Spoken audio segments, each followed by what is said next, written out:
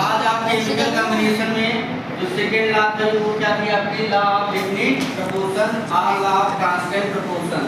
इसको किसने दिया था? तो this law was proposed by Joseph Proust. अब उन्होंने क्या बताया जोसेफ प्राउस्ट ने?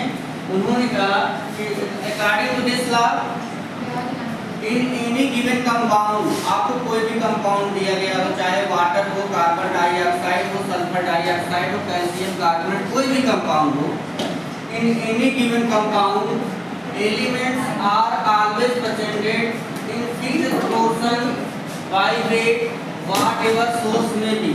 मतलब जो कंपाउंड आपको दिया गया है उसका सोर्स कुछ भी हो, चाहे वो सिंथेटिक कंपाउंड हो, लैब में बनाया गया हो, या आपका वो नेचुरल कंपाउंड हो, उसमें जो एलिमेंट होंगे उनका जो वेट होता है वो वेट का क्या होगा? फिक्स प्रोपोर्शन होगा। जैसे इसका अगर एग्जांपल देखना चाहें तो जोसेफ प्राउस्ट ने क्या किया था?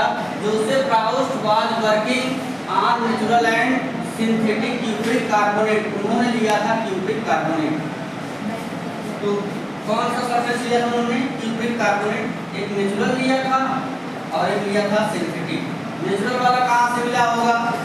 अर्थ क्रस्ट से। जैसे आप जमीन पे चलते हैं तो उसका जो सरफेस है उसके नीचे नियर अबाउट 20 किलोमीटर जो गहराई होती है उसमें जो सॉइल मिलती है उसी को बोलते हैं अर्थ क्रस्ट।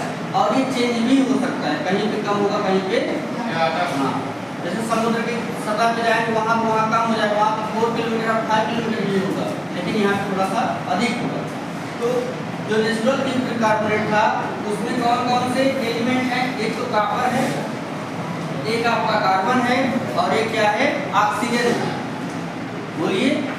और जो सिंथेटिक कॉपर है, प्रयास मधुकर, जो synthetic copper synthetic cupric carbonate है उसमें कॉपर की उसमें भी कॉपर है, कार्बन है और ऑक्सीजन है। तो जब उन्होंने क्या किया? एक्सपेरिमेंटली डिटरमाइन किया तो उन्होंने पाया कि जो कॉपर था वो नेचुरल वाले में भी 51.35% था और सिंथेटिक वाले में भी 51.35%। मतलब कंपोजिशन चेंज नहीं हुआ। किसका? कॉपर का।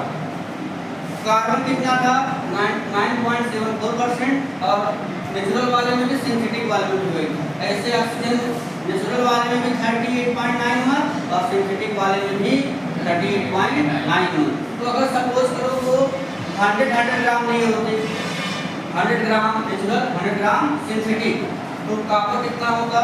51.35 ग्राम नेचुरल में भी और सिंथेटिक में भी 51.35 ग्राम।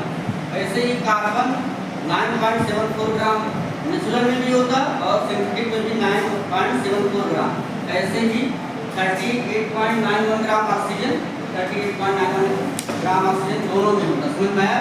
मतलब उनके जो वेट का कंपोजिशन है वो कभी चेंज।